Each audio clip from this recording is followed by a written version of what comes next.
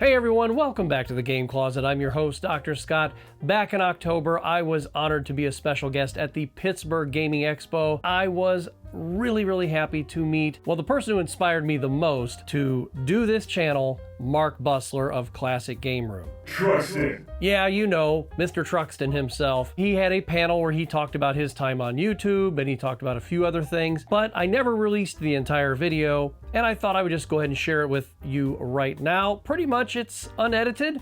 And then there's a little thing at the end. If you did not see it in my Pittsburgh Gaming Expo video, I just kind of tagged it on here at the end. I left all the Q&A in, and enjoy. For me? He think.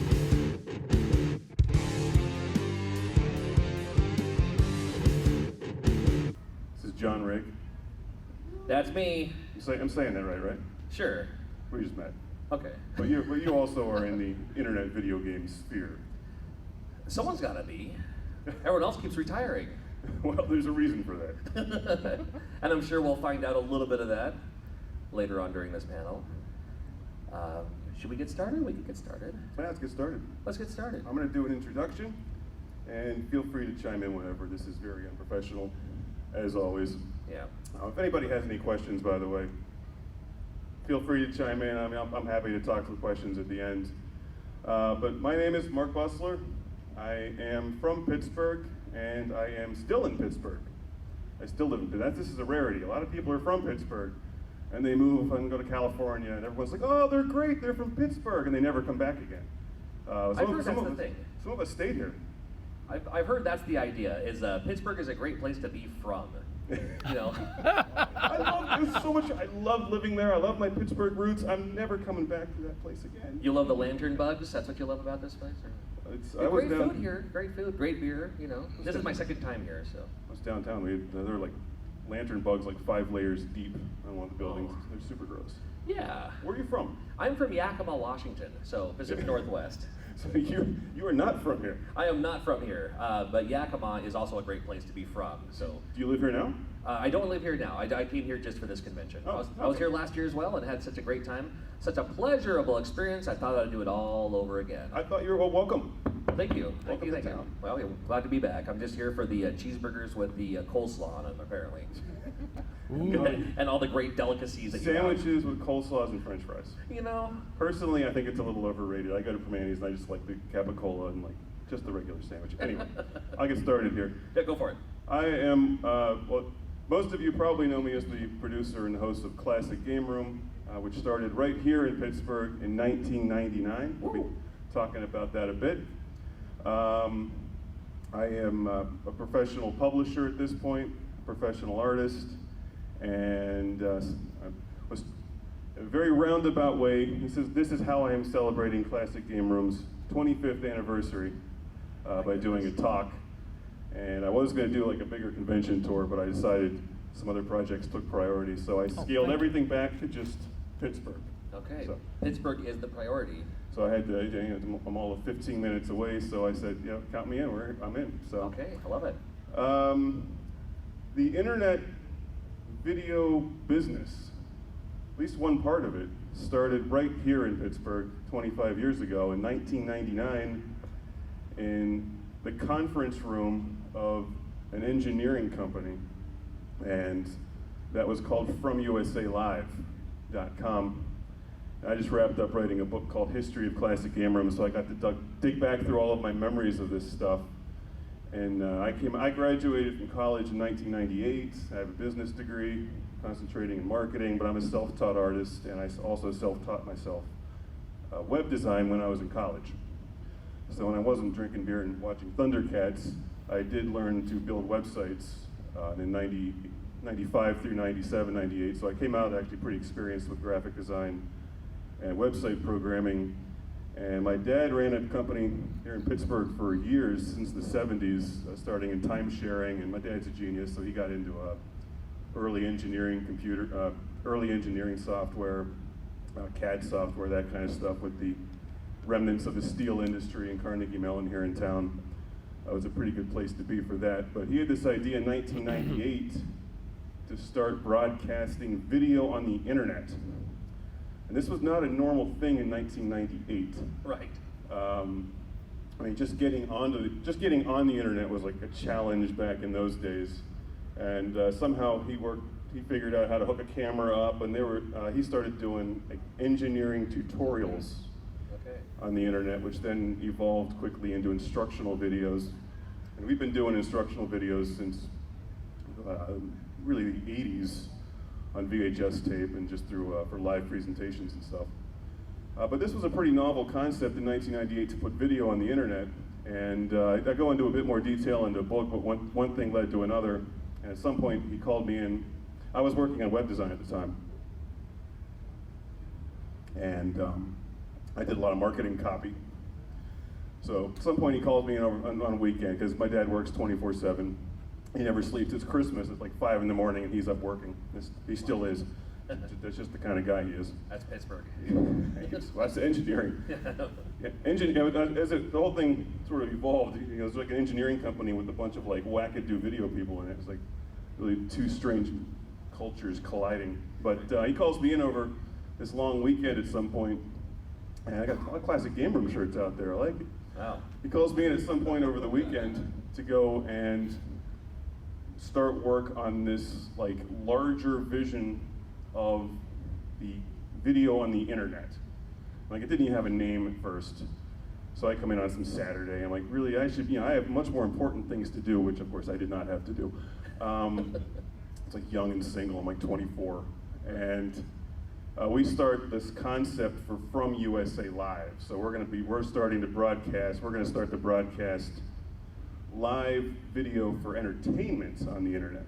Now, we've been doing it with engineering videos for a little while by that point, but it was August of 1999 that FromUSALive.com went on the air. I don't have any like video or anything to show you, unfortunately. All that stuff is long gone, but it was August of '99 that we started with some of our first couple shows. We started working with a couple producers, and like most people did not see this in '99, 2000.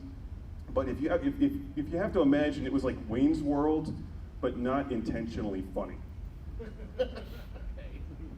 Like, we had no idea what we were doing. It was like, we turned a conference room, which was probably 1/4 the size of this, with even lower, the same kind of ceiling. I hate these ceilings. Can't stand these. Those things blow right on microphones. So the ceiling was a good 10 feet lower. It was awful studio space, but that's what we had to work with. So we had like one camera, we had a mixing board kind of like that one over there, and we hosted these shows like Let's Dance Salsa. We had this one called, I think it was called Teen Sports USA, and it, like one of our producer friends had like, knew some teenagers, and they came in and they like, what did we do in sports this weekend? Well, West A did this, and North Allegheny did that, and it's like, no one's watching this stuff. But that was kind of where it started. But a couple of the shows, I think at our peak we had like 40 or 50 shows running, these little rinky-dink shows that we produced in this tiny studio. Some of them, like our salsa dancing, was actually pretty, they knew what they were doing. That was a decent show. Salsa was hot at the time. We had a show on board games. I think that one predates Game Room, but maybe just by a little bit. Okay. But the board game show was our departure from live. I remember that, because we had cameras mounted on the ceiling, and we'd shoot these things and then put them on the internet, but they were edited. So we were putting up not just live videos, but edited videos on our website. But this was years before YouTube, and any of like the aggregation kind of stuff. So how anybody found this is anyone's guess. I have no idea. But slowly we started to accumulate these shows, and we'd have these business meetings and just like kind of throw pencils at the ceiling, like, what are we gonna make next? And I wanted to do a video game show, because of course I did, because like I love video games, and like nobody else was doing it. I'm like, well, let's make a video game show. There you go. So it was October. It was literally 25 years ago, right this month, that I started putting together the game room, because everything was like a room. We had like the board room. I think there was like a comic room. Somebody was doing a comic show called the comic room. It was like, what's the game room? So I didn't know. It's really actually kind of a dumb name, to be honest. Yeah. Coin the term though. Now everyone has a game room. No one had a game room before there was a game room. So yeah, before it was classic game room, it was just the game room. But yeah. Which, unceremoniously, I went to film school after college. That's where I met Dave. who's awesome, and Dave and I did like a pilot in October, which sucked. It was with somebody else. I don't even remember who it was. I just remember looking at the screen like, this is terrible. This is not what we're gonna do. But Dave, like, I knew Dave in film school, and was like, you want to come out and do this? And also we had some production work that needed done, and he was like totally on board for that. So we just started running. The first episode was shot November 7th of 1999, and according to the tape I have in my archives, November 11th is when we completed the edit, and I suspect that's also the day that we uploaded it. I do remember it was November of 99, so probably November 11th, 1999. Right in the middle of the Dreamcast launch. That was nice. Yeah, Dave got one soon after our launch. I remember that. Yeah, right in between. We started off we were using my PlayStation at the time. I think it was like Driver, Metal Gear VR missions were our first couple games. And, like, there you go. I think I started working in, like, I loved Atari 7800 obviously, and I was like, I just went to some Dig Dug, and we had to make up all this shit. We had no idea how to like record video games, and then like record narration about the video games, and like get this stuff on the internet. So 99 was kind of uneventful. It wasn't until about 2000 you started to really see these numbers rise. And then way back in 2000, the Game Room was one of our biggest shows. There were like 5 shows that were just way ahead of everything else. Game Room was definitely one of them. And to make a really long story short, through 2000, we were just ahead of our time by a good 5 years at least. And though we were getting viewership, and we had ads running on the website, it was so tiny compared to what it needed to be, so we tried to get some investors, and that fell through. And just ended up having to shut down the From USA Live, and with it the Game Room in October of 2000, so that's what, 24 years ago. Okay. Right? Is my math correct? Yeah. So 24 years ago we had to close it. I think that Tokyo Extreme Racer 2 was our last review that we made of the early batch. We did roughly 80 video game reviews through 99 and 2000. And then I tabled it, and within the next year we had moved into the emerging DVD market, which is where I worked for probably the next 7 years, producing documentary films on DVD. Okay. We grew a big DVD, fairly big DVD business out of nowhere. I worked with some big Expo Magic of the White City was my largest documentary. Johnstown Flood. Some of these were on PBS. I worked with Gene Wilder, who's so awesome to work with Gene Wilder. Oh, nice. Worked with some other people who weren't so awesome, but Gene Wilder was awesome. Okay. It's a weird industry. And then let's see. Around that time, I remember I did a film called Horses of Gettysburg. This is like a Civil War documentary. It's actually a good film. I really liked working with Gettysburg, and the Civil War writers, we were all friends and had a good time. A lot of horse charges and stuff. We did a talk down in Virginia. Like Ron Maxwell from Gettysburg, the director of Gettysburg, was there. He was the narrator, and like we're doing this serious Civil War presentation. This guy walks up and says, "Man, I love Game Room and 0040 Ounce," which was my comic strip back in the time. Oh. I sort of said that, was taken aback. Like, I'm here making like serious documentaries and talking about the Game Room. Come on, that's awesome actually. But so we slowly got. It was before social media, thank God. A better time. But we were getting a lot of like messages from people. Oh, we loved the Game Room. Was a cool show. So at some point in there, I brought it back on DVD, and that's when we labeled it Classic Game Room. That was 2007, because I needed some cheaper DVDs. That the other stuff was all taking too long to make. Like Borders went out of business, which totally hit us pretty hard. And then so the Classic Game Room DVD came out in 2007, and right around that time, we're like trying to figure out how to market this stuff, and we relied heavily on. You remember there was a time before Facebook and YouTube ran the internet. Facebook and Google, or Meta and Google, I guess. So we relied heavily on like these independent DVD review sites. And like we were just struggling to get like the Game Room into them, because they're like, what is this crap? Why do we want to see these two? I remember this specifically. Said, these guys are the least charismatic guys I've ever seen. I was like, fair enough. Dave was kind of charismatic. They must be from Pittsburgh. Like, Dave was funny. All right, I'll give it. I'm not, but whatever. I'll give you that one. But so we at some point, I forget when, I was like, there's this website called YouTube, and like they have free videos. And this is kind of like what we were trying to do 7 years ago. But I was working. We had a small little DVD crew in our studio, in our business, and we're like look into this YouTube thing. Like I wasn't really into it specifically. I was more into film at the time, and I still am. But we did start to put up our trailers for all of our films, our DVD sets, and the game room set. And then people, it started to do well. And somehow we got in real early with their monetization. We were definitely one of their first media partners. First wave, 2007. And it's like, we can actually make money with this, which is literally what we were trying to do 7 years ago. And like at this time, my film career was kind of ending because film's one of these businesses where if you're not like in the middle of everything and you don't have your next project lined up, you're kind of screwed. And that's sort of the position I found myself in. So I'm like looking to go to grad school, but at the same time, like, you know, this YouTube thing's emerging. I'm like, well, so we had this whole documentary studio kind of sitting there idle. And I put it to work making the classic game room in 2008 on YouTube, February something, I forget the day. February of 2008 is when the show kind of relaunched on YouTube with new episodes. And then of course, over the next 3 years, it just exploded. Right. I think at the peak was 2012, 2011 maybe. It was like 1.5 million views a day. Wow. Yeah. Like it didn't make sense. It never made sense. So, like the worst videos are getting the biggest hits. This is so weird, but whatever. So it's like this kind of balancing act between making the worst videos that got hits and the best videos that viewers seemed to enjoy. Right. That's a tough balancing act to strike. And that was all working great. And the show exploded, so we sort of rolled off that business into its own company. We needed more space, so we moved into storage lockers, which. It sounds funny when you say it like that, but storage lockers were like our solution to what would eventually become temporary office space, which is a thing now. There's like temporary office space everywhere for companies doing just what we were doing. You're growing, but you don't know really how big you need to be. You don't want to spend a fortune on leasing a building, so it's just sort of like you're flexible. So that's what we were doing with storage rooms. But that's hilarious because we were playing.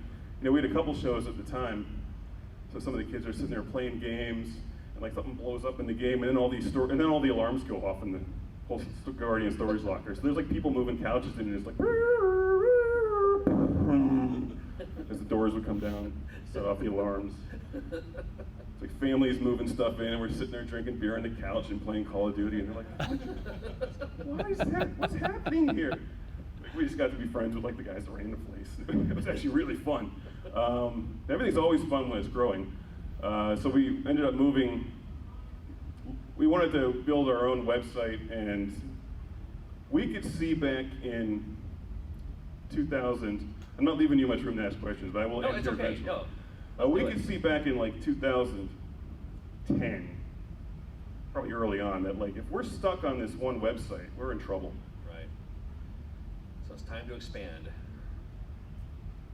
So yeah, and it was always hard. We were, kind of like all independent entrepreneurs, me and my dad at least. And we're like, this sucks that all of this growth is coming from YouTube. Like it's great, but this is really risky. We can't rely on this. So we wanted to expand into our own website, and we wanted to expand. We as a business, we knew how to sell things like DVDs and T-shirts and all that kind of stuff. So we needed a building, so we moved into a building, and I'm like, all right, this is awesome. Like, we're a million views a day, it's growing. I forget what we had, like 150,000, 200,000 subscribers, which at the time was pretty big. It's not now, but back then that was pretty good.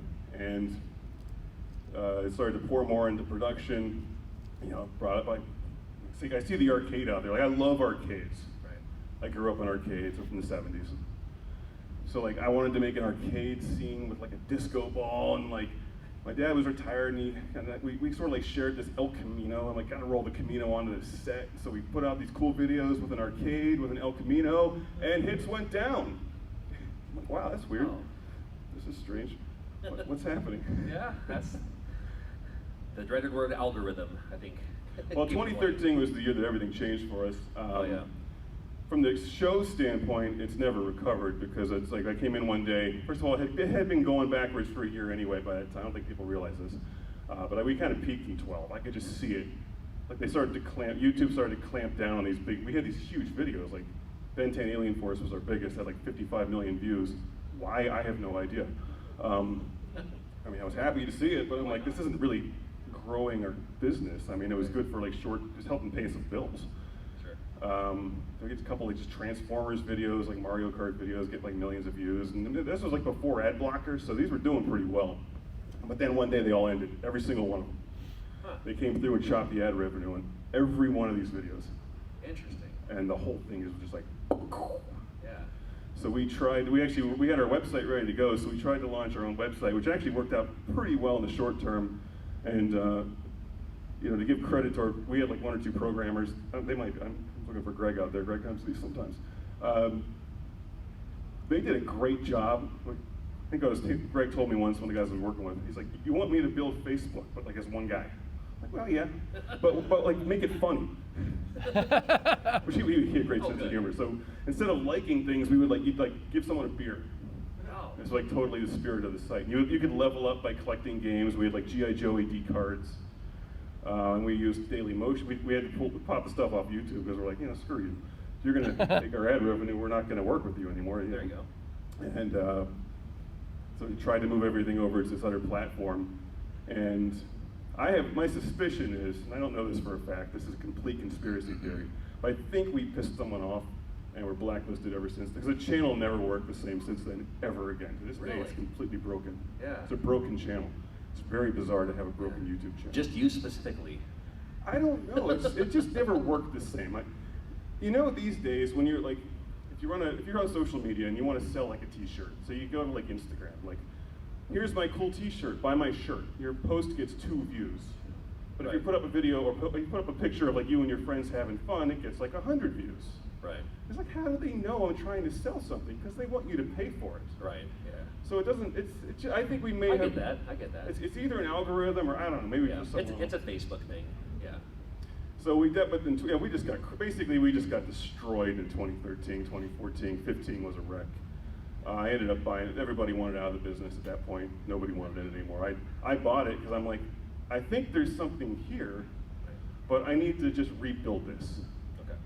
Which is what I did in 16, and it kind of worked, except, I could do a whole talk on like my experience with crowdfunding and recurring crowdfunding, which is really not a perfect solution not a good long-term solution. Right. So that didn't work out, but in this process of just struggling to rebuild Classic Game Room, I cut the costs by like 90-some%. Just rebuilt the whole thing, and then from there, it's like, well, video game reviews are a disaster, because YouTube viewers weren't happy. We're like using crowdfunding. They're all for some reason, I still to this day don't understand why people sort of gravitated towards just angry screaming content and live streaming instead of like our edited videos that were good. Right. But they did, and so it's like I lost at that point, it's me.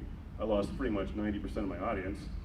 But out of this, it was like, well, I have no choice but to figure out a different business model. Right. And then that's where CGR Publishing, which is what the whole business is now, came from, as I just really stumbled through one thing after another trying to figure out what solution would work to rebuild and save a company and save my job.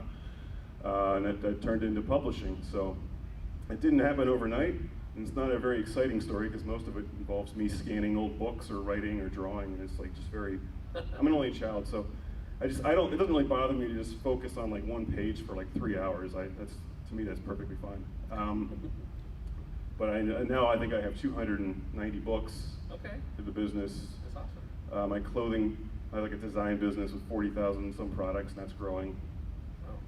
There's a lot of stuff that has nothing at all to do with video games. In fact, most of my company has nothing at all to do with video games. Oh, there you So go. in 2023, I had to stop doing Classic Game Room because it was just it's a very time-consuming show to produce for an internet show. I don't think most viewers understand that, just how archaic the formula dates back to the 90s when we were 24. Right. And you could just play a game and then spend the time editing it. And even in 2008 through 2010, like, my kids are young, I'm just kind of enjoying staying at home. Like, I had a lot more time to just play these games, edit them. Right. People really seem to appreciate the voice delivery and like the subtlety of the content. And then, so I had to quit doing all this, of course, in 2018 is when I pulled the YouTube show I had the studio still set up, so I went for one more run on Amazon, which was Classic Gamer 2085, which I thought was awesome, because I really wanted to turn the show into more of a big show. Right. Because anybody can be an internet star with their phone, so I'm like, why I can't compete with this, but I can make a show. I knew how to make a big show. Right. So I made a show. It did all right, actually. It's out on Blu-ray now. Turned out great for Blu-ray. I had the whole thing backed up, and it's a really well-made production, actually. I think I compare it to my Expo Magic of the White City film, because I went with a lot of just the same visual style of just lots of color, lots of motion. I looked at like a show like Top Gear for an editing format, like let's just do segments like a show. Right. But it's the kind of business, maybe your experience is different, but in my experience, it's the kind of business where if you're kind of popular, it's not good enough. Like, to put that kind of work into a show, you need to be mega popular, like 10 million viewers who are hanging on it every week. You need to be like Mr. Beast or one of these guys now. Right. Like, I don't know how they do it, honestly. No idea. Teams of people. If I knew, I probably still would not do it, knowing what I know now. I still avoid that industry completely. Yeah. But I tried to bring the Classic Game Room 2085 back to celebrate the show's 25th anniversary. Was immediately reminded, wow, this YouTube channel's broken, and nobody wants to watch the guy with white hair talk about Atari games and beer drinking. So I put those time into. I think 2085 season 2. I was tiptoeing into it. So it was like a longer sequence of events, but it was like I was tiptoeing into it, and I released it at the beginning of this year.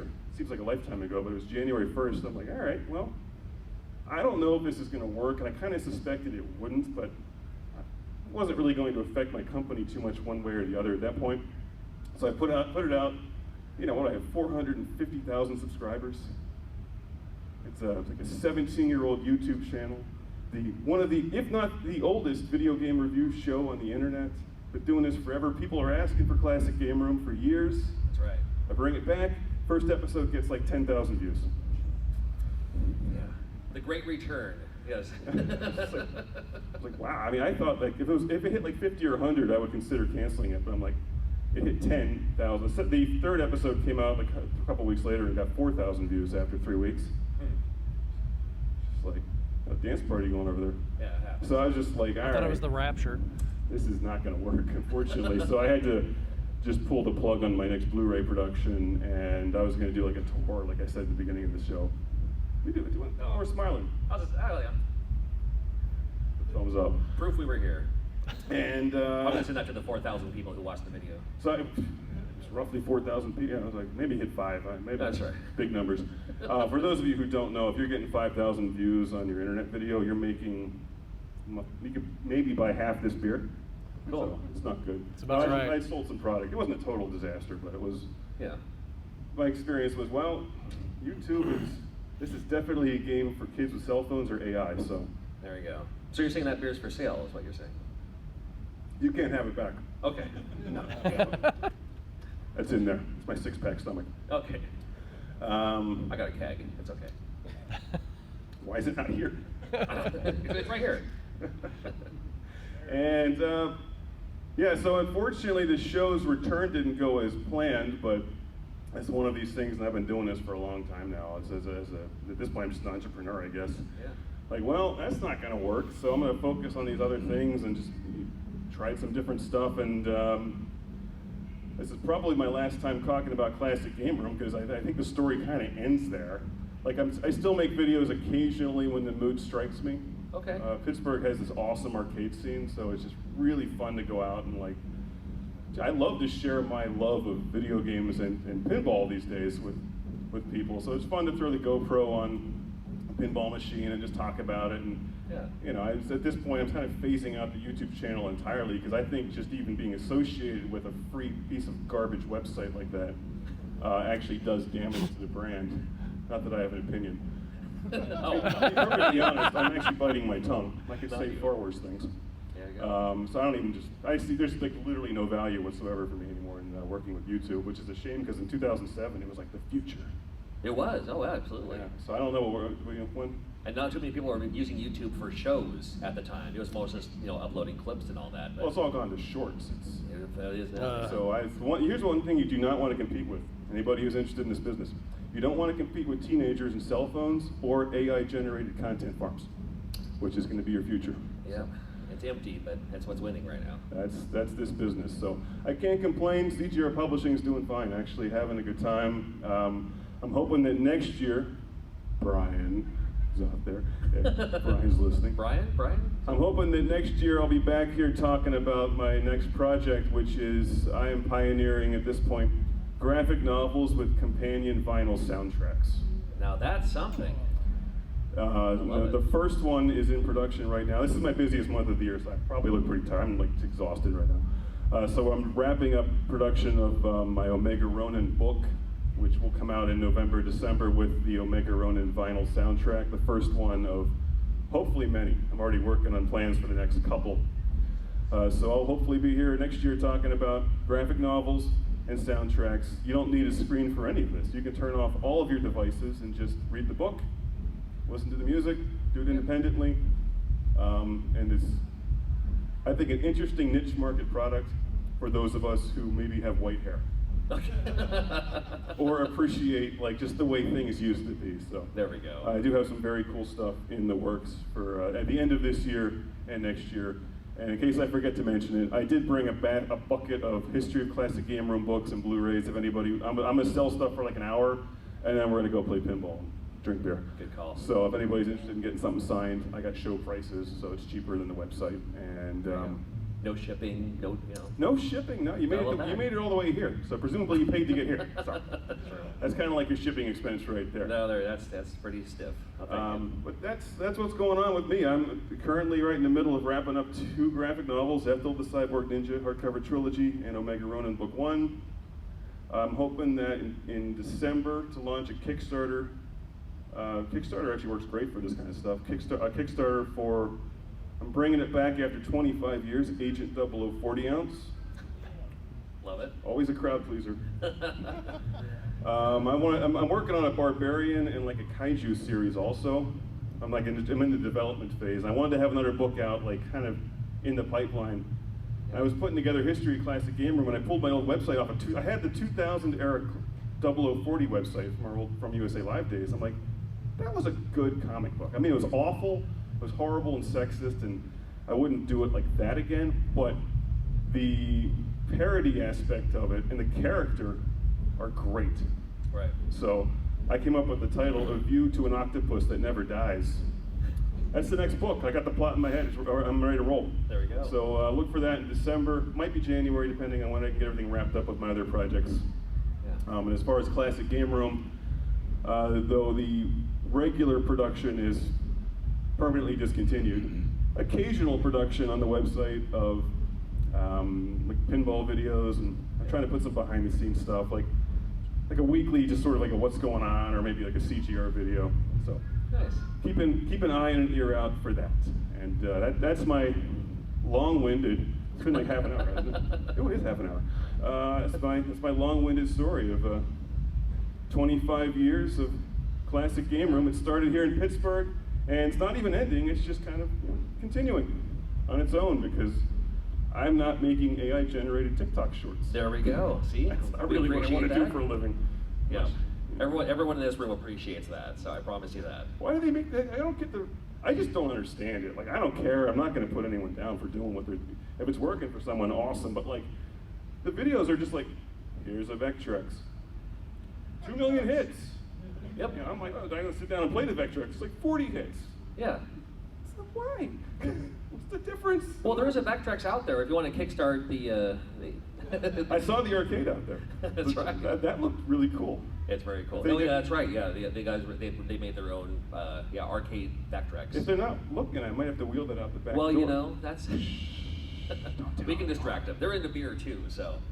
Well, that's all I got from my talk. I left you hanging there with it. You're like, I jumped over. I'm like, you want to ask some questions? Do a panel. You know what, Here I though? go, and I talk the whole time anyway. It's so. all good. No, I'm here. I'm here for you. So that's good news for me. I don't need to talk. I'm all right. So, it's still a huge accomplishment. It's a quarter of a century of classic game. We started out as Game Room, and then because it took a quarter of a century, the game room turned classic just by nature of it was the same stuff it was before, but now, you know, with the newer generations watching it and a bit of a video game history as well, you're going to find things in your game room that most people don't even have access to anymore. I mean, I started the show when I was 24, and today I'm 29. I mean, well, that's not bad, you know.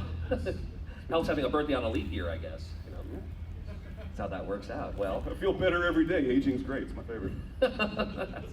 Well, we love it, and I was gonna say thanks for being here, but I guess you're already here.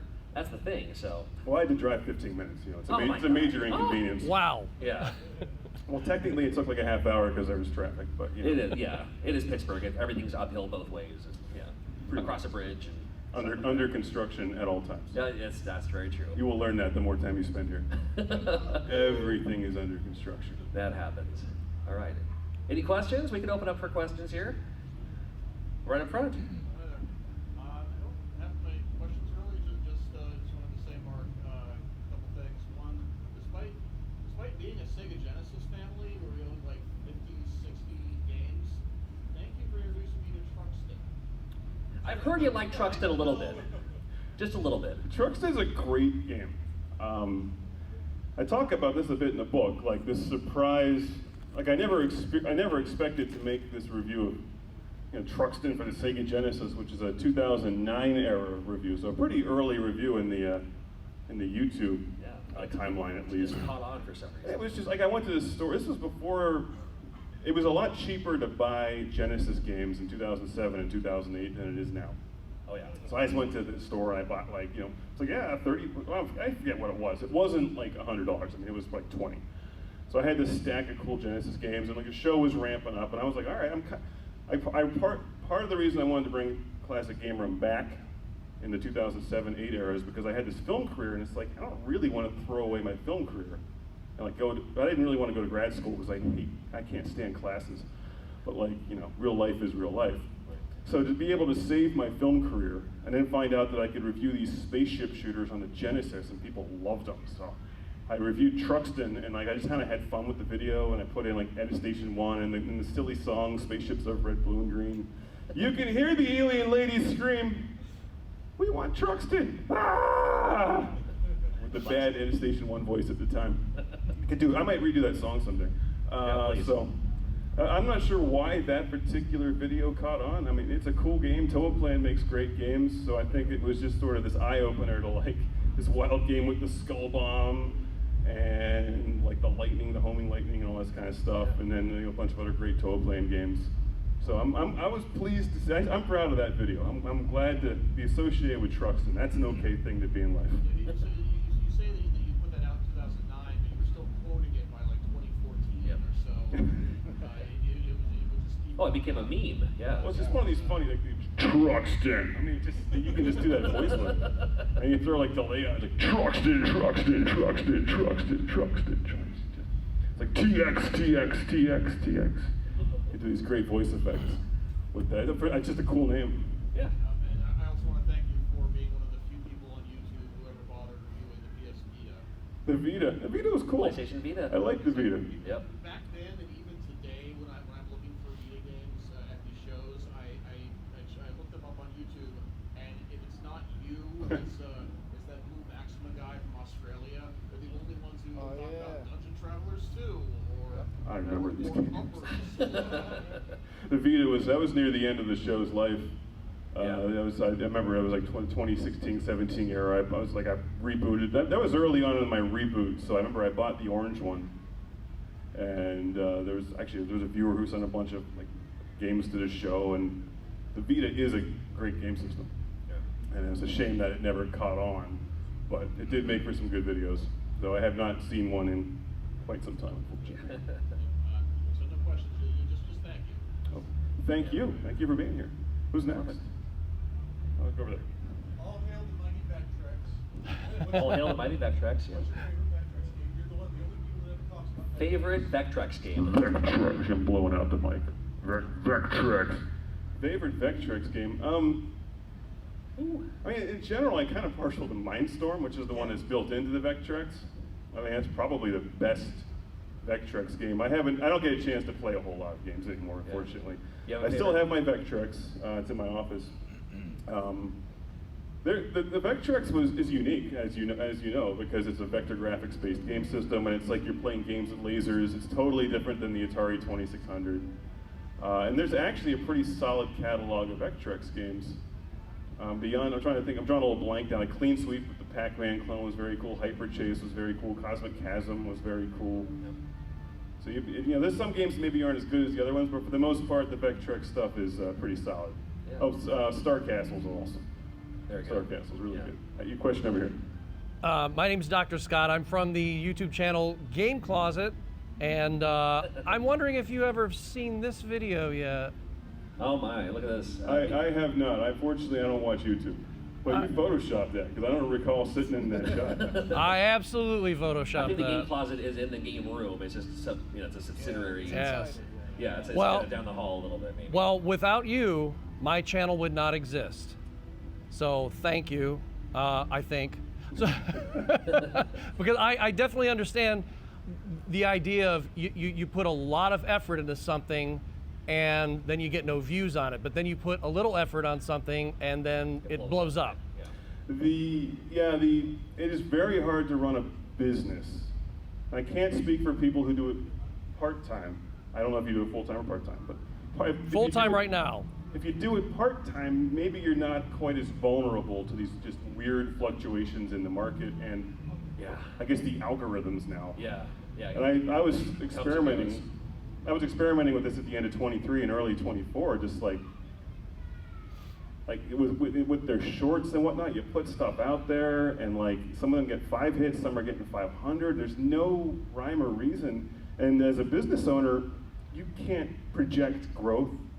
You can't project expenses or income. You can't project anything. Right. I don't know how anybody is able to run their current YouTube channel, but I suspect it has a lot more to do with getting involved daily with YouTube, Sure. with your audience. That's how TikTok works. That's how Instagram works. It's like you really need to spend all your time on it. Unfortunately, I'm not in a position where I can do that. I really never was. Sure. So that's a part of my theory on putting a lot of work into it. It goes nowhere. What you really want to do is put your work into promoting their platform. But even then, I mean, can you rely on it? I don't know. But Yeah. thank you, and you're welcome. Well, if at one point you could put your John Hancock on there, I would really appreciate it because it is going into my studio. Yeah, I'm signing stuff over there by near where you are. Yep, I'm yep, happy a to couple do tables that. down. So Absolutely. yeah. And that's the YouTube thing anymore is like you can't rely on the AdSense. But if you make a book, if you make a video, like I make video games, so it's like that's the platform. Is here's this cool thing, and oh by the way, I have my own stuff too. Yeah. But there's people who make new Vectrex games now. The homebrew community is amazing. So love to see it. So yeah, you can't rely on that for YouTube for AdSense just for sustainability. Like what you said, I think I'm not sure you can do a show anymore. I think you can. It's definitely an industry that I'm not interested in. Yeah. But if you're going to do internet work, they call it content creation now, which I think is an insult to artists personally. Absolutely. Because that means your content is lumped in with all this hate garbage and this crap and misinformation. Right. And it should be art, it should be video, but it's not, because in the end people are just going to watch it on their phone, they're going to swipe right by it, they're never going to really get into it. But sometimes they do with people. I have a buddy that does marketing work for a fairly large company, and he's like, we work with people who do TikTok videos, and it's like a video of them eating something, and it gets like 15 million views. Yeah. We don't understand, and I'm right there with you, man. I don't know. Yeah. Let's just sit around and drink beer all day. Film that. Okay.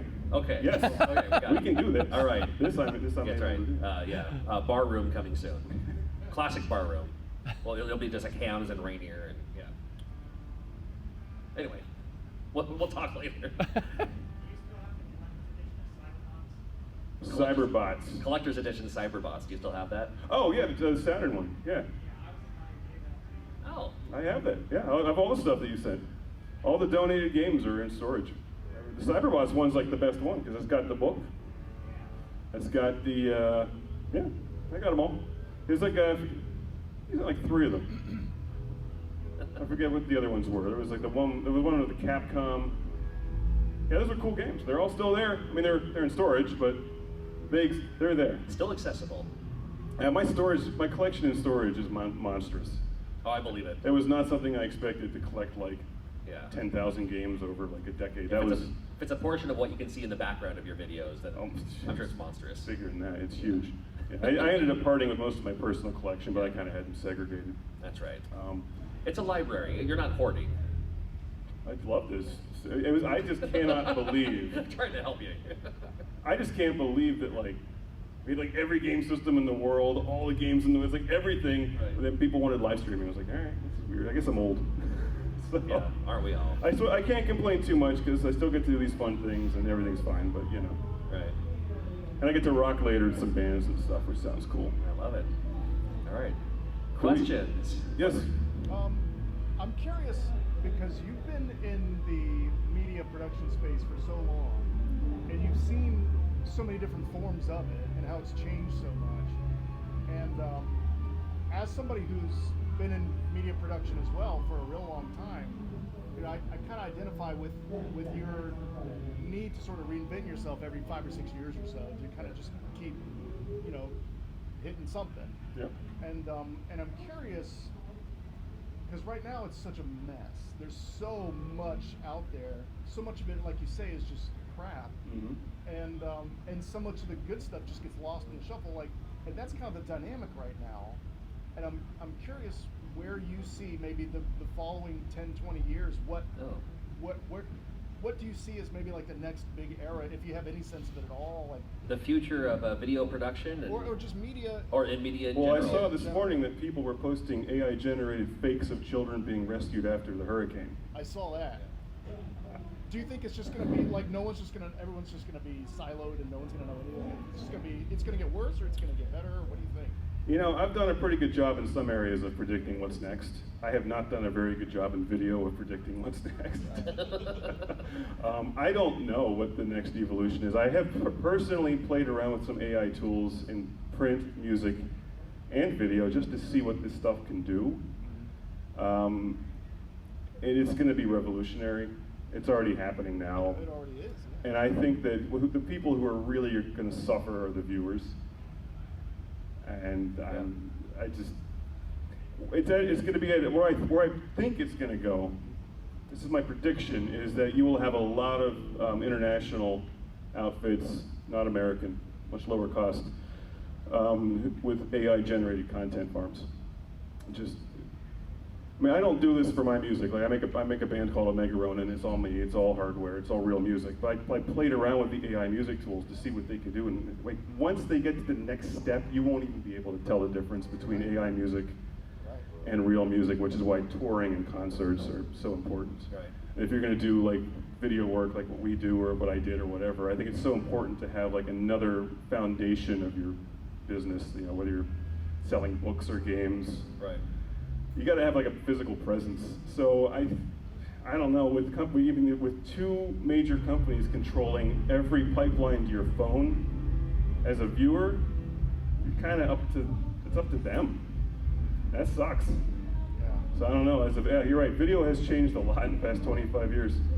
You know, is it even going to be video in the next evolution? I don't know. Part of me thinks that there's going to be some sort of collapse. But part of me thinks that it might just get worse and worse. I thought there was going to be a collapse a decade ago. I thought for a second, Right. I took this gamble. It wouldn't have worked anyway. To be perfect, I mean, I know I have these numbers. I can tell you, in 2013, if we had not gone off to our own website and just stuck with YouTube, it would have still failed. I mean, even if I was getting like 30 million views of video in 2014 or 15, it would still fail today because in the end, it's swipe away content and live streaming. And if you just look at a video, I mean, if you've been in video, you kind of know this. Maybe you know what I'm talking about here. Like if we're just sitting on a microphone talking, like that's the first thing AI is going to be able to do well. Right. You're just going to go to Wikipedia, you're going to steal this article, or AI generate your article. You're going to auto-generate the voice, you're going to auto-generate the video, you're going to auto-upload it to YouTube. And then there's this algorithm, which is now randomized, is going to get your video some random generated numbers, and you're just... Yep. I started a voiceover business in 2019, and it's been cut about in half. Yeah. I would say my business has been cut in half. I mean, as somebody who's into music, I mean, I wouldn't want to do a full-time career in music unless you were able to like really bring in a live audience. I think just the AI stuff's going to change. Graphic design's already been murdered by AI. Yeah. It's not all bad. I mean, in some respects, AI is not bad for prototyping. Like sometimes, as an artist, I can use I use gaming software all the time now because I like to draw things, but they all need to be consistent. So I just need, like, here's the size of my character. I need to put it in the shot and immediately hammer out my drawings. AI is not bad sometimes if you're like, all right, give me like 100 ideas for like a pose. It's like, oh, that was cool. So you can sort of use that as like a framework, but it's terrible for finished art on narrative projects, I think. Yeah. So it's not all bad, but it's not really good either. I mean, I think John Riggs has a solution where you tether it to other things, like like your games, and you can kind of shepherd people along. Yeah, you do want to tether other. Yeah, it's a good way to phrase it. You do want other things if you're going to do a video business. I can't combine the two. I never was able to combine a publishing business and video. It just takes too much time. Right. Like I simply don't have the time. I'm working like 12 hours a day, so. At least you're busy. Sometimes, no shortage of being busy. People are like, why can't you just make a video? And it's like, sort of like I'm sort of stopping everything, and then I got to set up everything, then I got to kind of reconfigure everything, then I got to shoot it, then I'm editing it. And I found this when I got back into the stuff at the end of 23 and 24, like, the videos are great, but it took way too long to do, and of course, with the randomized views, it's all random now, it's so weird, so. Did Patreon help bridge that gap at all? Patreon and crowdfunding in general is a great short-term solution. That's my experience. Okay. I can't speak for anyone else. I thought it was a good short-term solution. I write about this in the book. Like, people were like, we can only afford to do this for so long because who can afford to do like Patreon, Netflix, Amazon, HBO? I mean, people come and go, right? So you got to like rebuild it real fast. And I've seen other people on YouTube. Some people sent me videos like other, and they say the same thing I experienced, and I always see an audience arguing with them like, that's not how it is. That is how it is, because you come out with a Patreon and you never grow again, because you've lost that spark that made your social media channel, come alive in the first place. And it just doesn't work with the audience. I know there's bigger channels now which have recently tried to escape YouTube, because I know what they're going through. Like, you peak, and you're not going to go back up, so you try to use crowdfunding, or maybe you try to use your own pay-per-view subscription service, but you'll never get those new viewers to come in at a fast enough rate to support your business. I should draw some graphs, like business school again. Yeah. It's an imperfect solution. For some people, it might work really well. In my experience, I look at these numbers and I'm like, I'm going to be out of business in 2018. So I cut it close, to be honest. A little too close for comfort, but I pulled it off.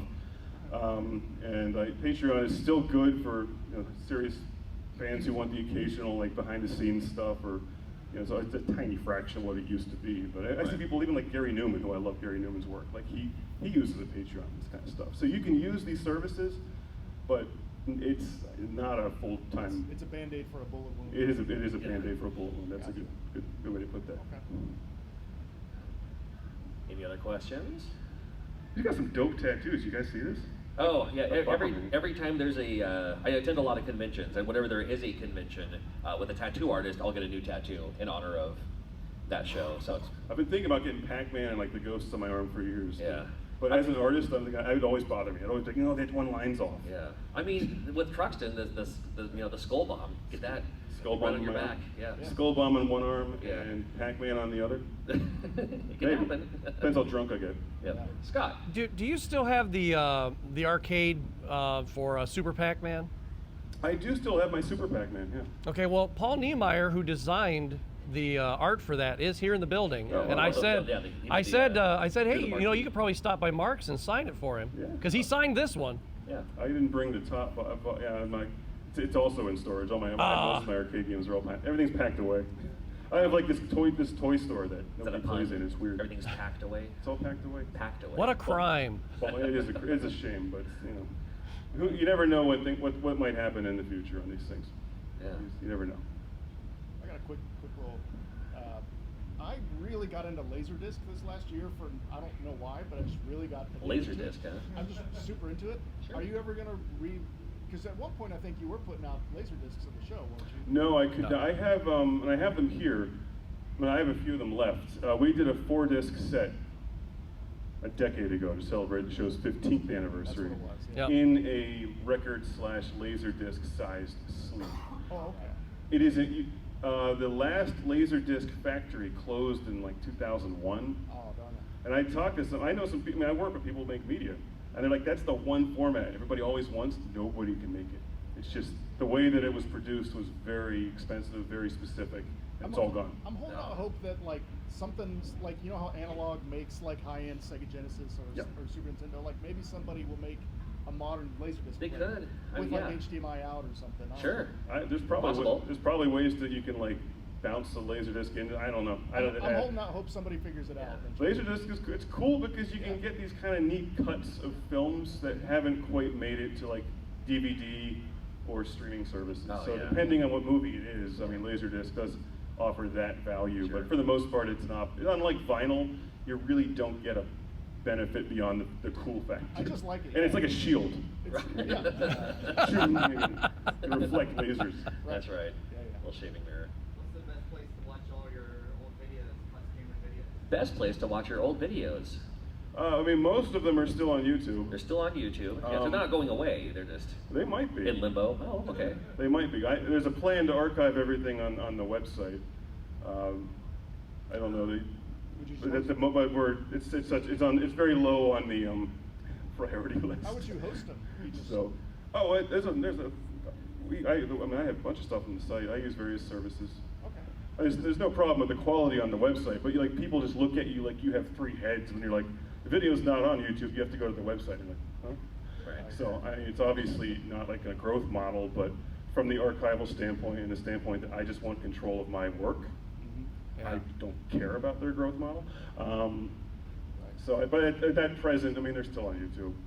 I mean, honestly, I don't care one way or the other if you watch it on YouTube or from my website. You know, if you're looking for some of the newer ones, are all on the website only. Maybe in 5 years they'll all be on the website. Maybe they'll all be, probably won't all be gone, but you know, I don't know.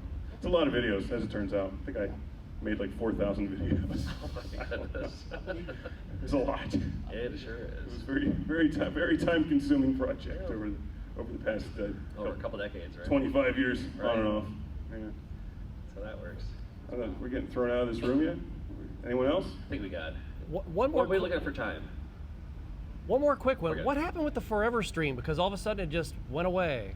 The Forever stream takes a little more time to run than one might expect. Yeah.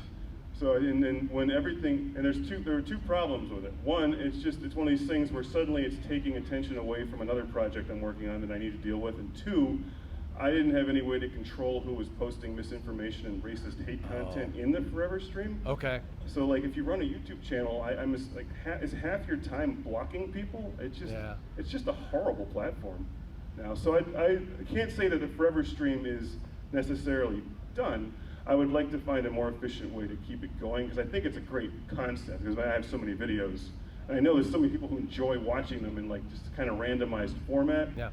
But I don't know that that's specifically the solution. So I'll just say that the Forever stream might return in some fashion, but at the moment it's not a priority. I got a bunch of other stuff that's sort of Maybe some mods. You get some mods.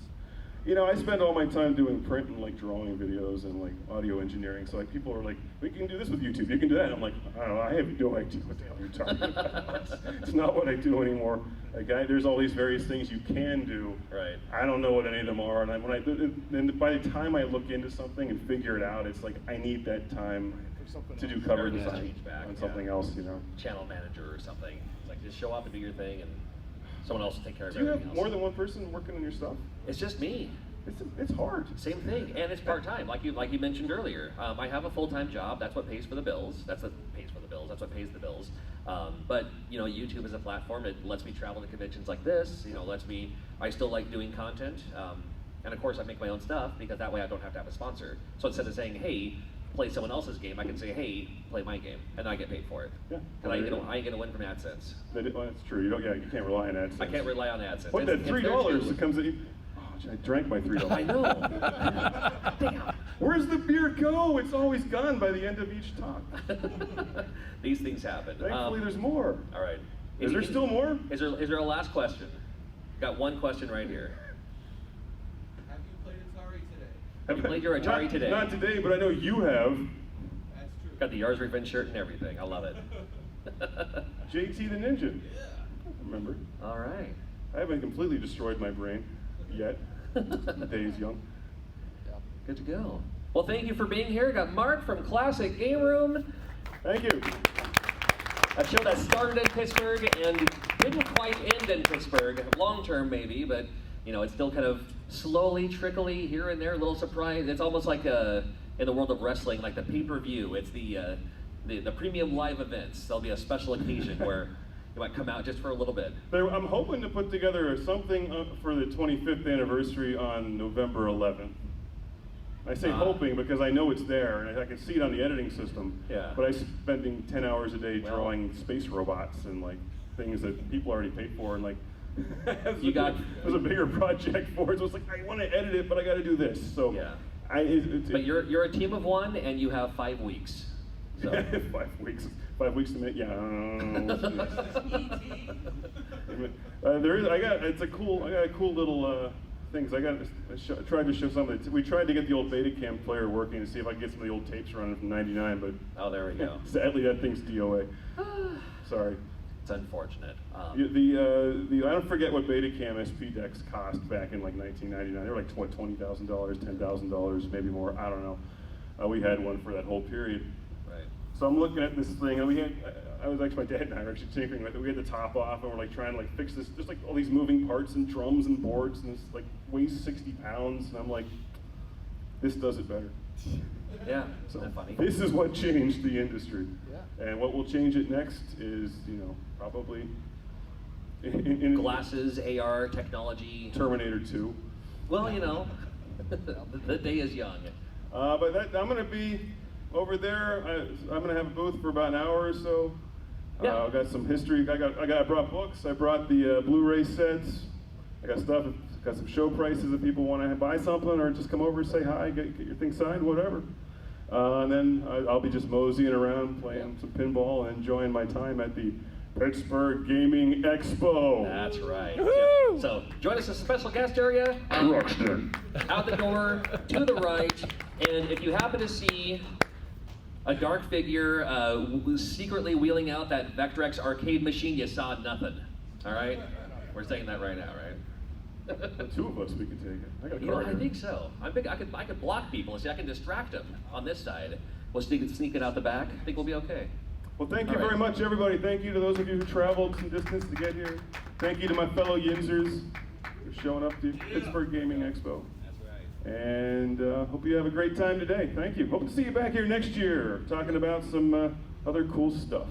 More cool stuff. They say never meet your heroes, and I can completely disagree with that because Mark was just gracious and fantastic, and he signed everything that I asked him to with a smile on his face, and he was just the nicest guy in the world. And thank you, Mark, for being so cool. Okay, so it's Sunday, and we're winding down here at the Pittsburgh Gaming Expo, and up walks behind me Mark Bussler from Classic Game Room, and he just touches me on the shoulder. He goes, "Hey, it was nice talking to you, nice meeting with you," and that stuff. And yesterday I didn't kind of have that I just met one of my idols moment, but I just did, because here he is talking to all of us, because he's just a regular guy. It's not like it's Brad Pitt or something like that. It's just another guy. But of course to me it's not. And he was just very gracious to us all, very nice, because he's just like, I'm just a dude, And it was, he shook my hand and said, "Hey, good luck with everything. You got a long way to go home and stuff." It was just really nice. That it was surprising. I didn't think he was going to come back. So it was just a neat moment, and I just wanted to share it with you guys in the video. So thanks for watching me gush for a second, and you stay buzzing.